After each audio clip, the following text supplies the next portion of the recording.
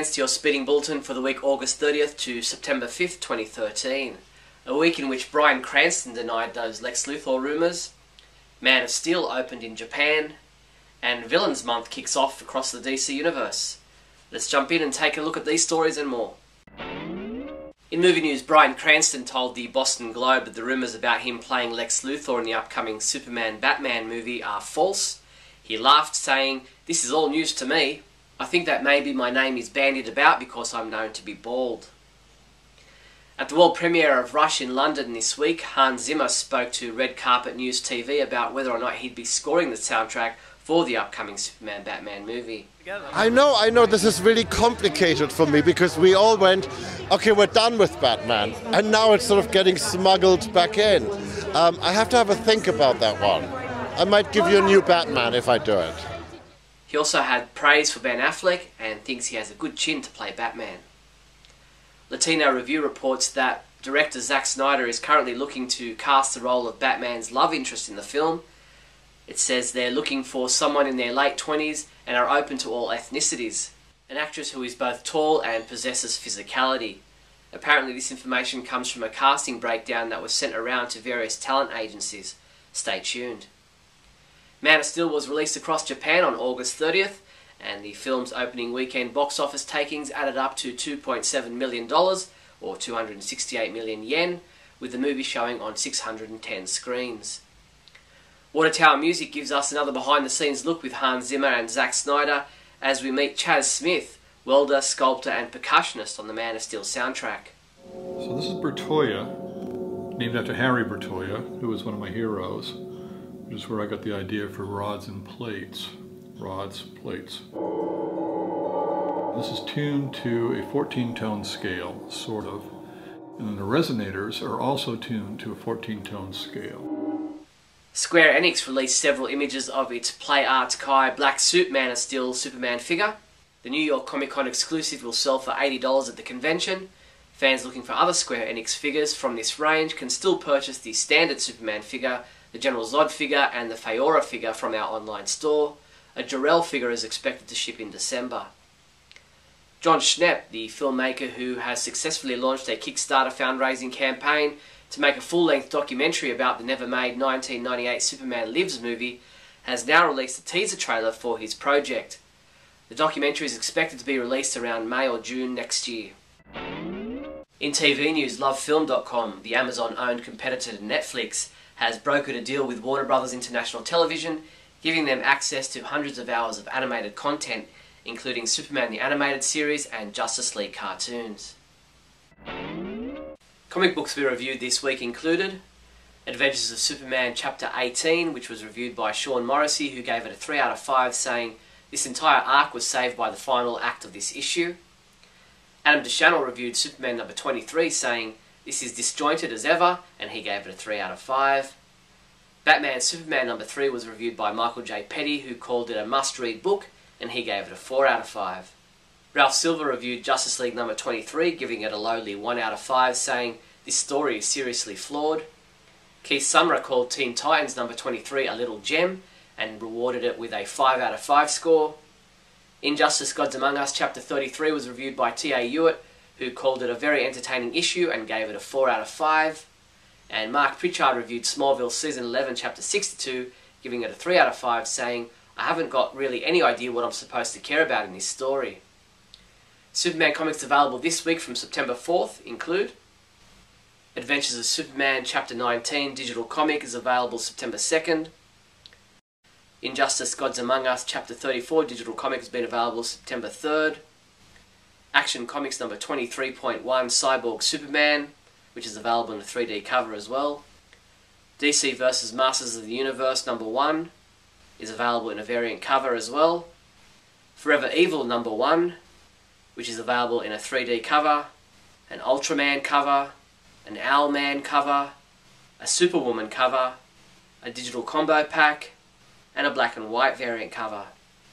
Justice League 23.1 Darkseid also comes available in a 3D cover. Superman 23.1 Bizarro also comes in a 3D cover. Smallville Season 11 Chapter 63 digital comic will be available September 6. Injustice Gods Among Us #6, second printing, and Necessary Evil, The Villains of the DC Universe trade paperback.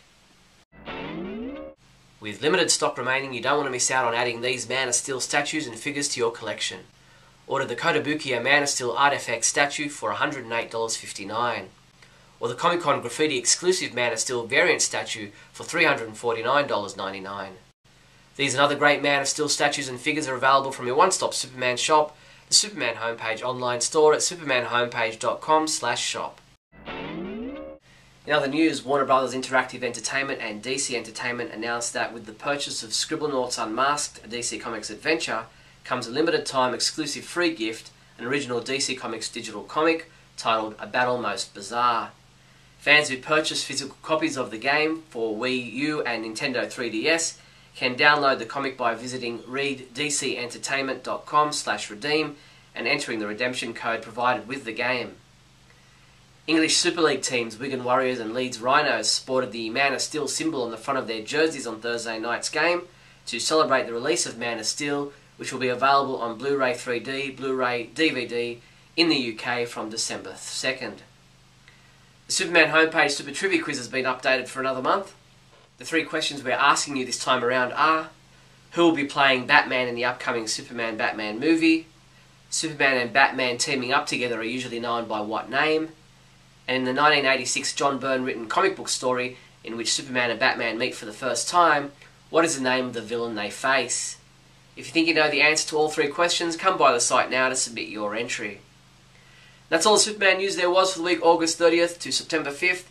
I'm Steve Younis from supermanhomepage.com. Great Scott! Great Scott! Great Scott!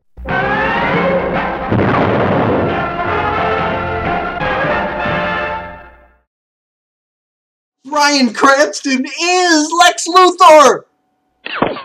Actually, no, he's not. Hope I didn't get you excited. Thanks, everybody, for watching. I'm Scotty V.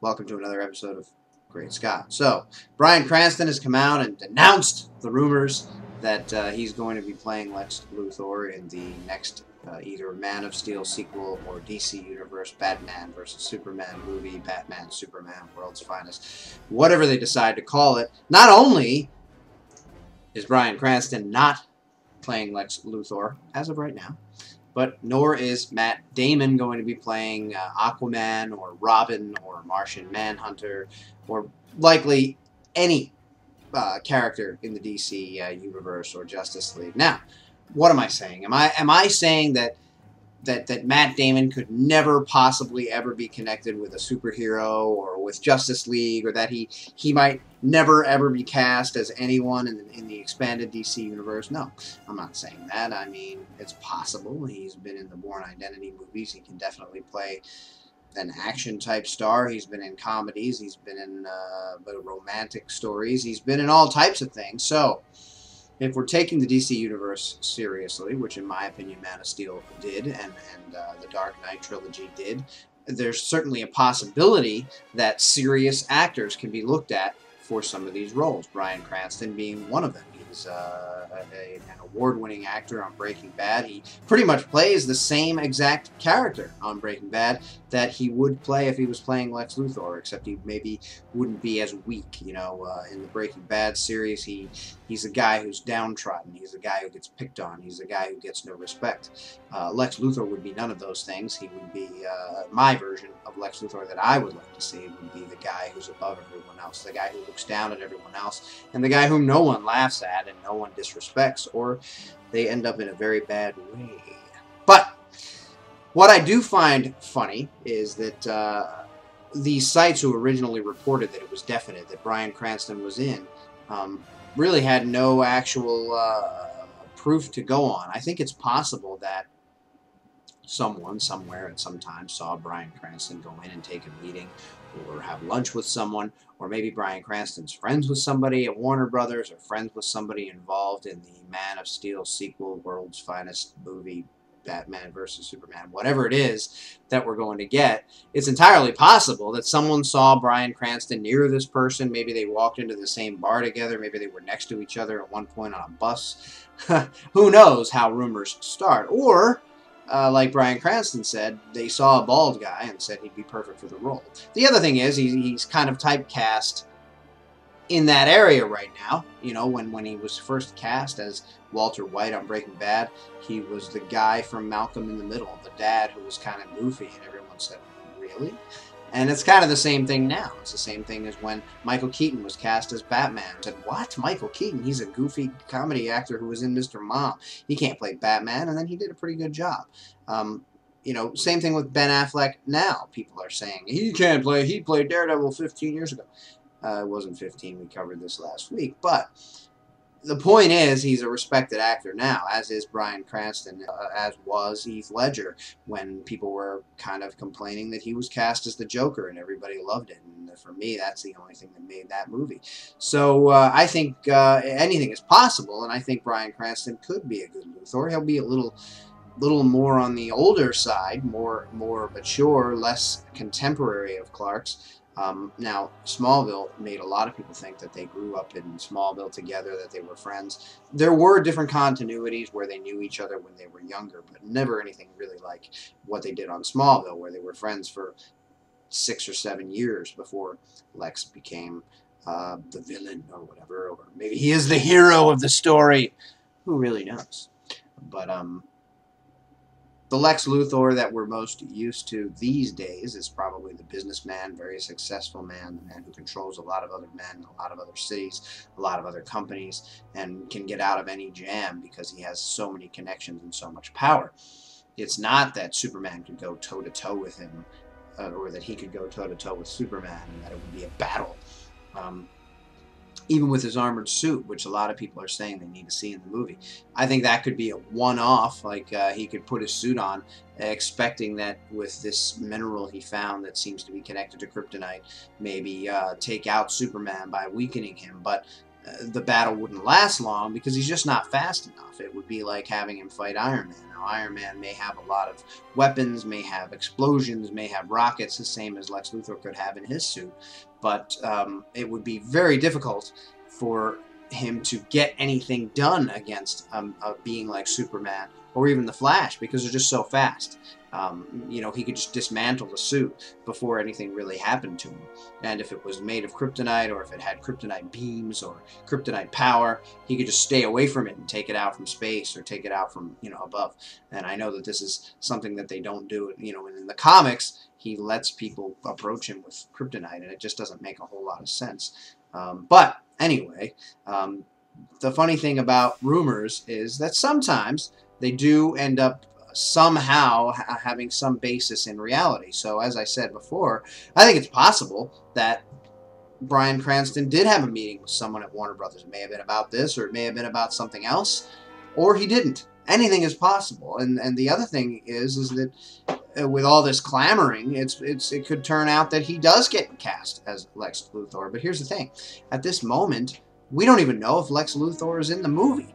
There's not really a script. There must be something that Ben Affleck looked at, but I also believe that he wants some kind of directing duties on Justice League later down the road, so he kind of agreed that he would do that if he could be Batman or something along those lines. All of these things rumors too, because we just don't know. But I'm not out here reporting it's definite 13, 15, you know, movies he's going to be in, he's going to direct, we don't even know if the DC Expanded Universe on film is going to go 13 movies. We haven't seen really any type of success in this new shared world. I mean, Man of Steel was successful, but there wasn't really anything indicated that it had to be a shared world or that it was going to go on. Sure, there was the Wayne Industries satellite, or little, you know, fanboy moments if you could pick them out, but that doesn't really mean anything in terms of an ongoing movie series. If you did cast a Lex Luthor, which may or may not happen for this next movie or even for Justice League, who knows when or if they will bring Lex Luthor in terms of script, in terms of story.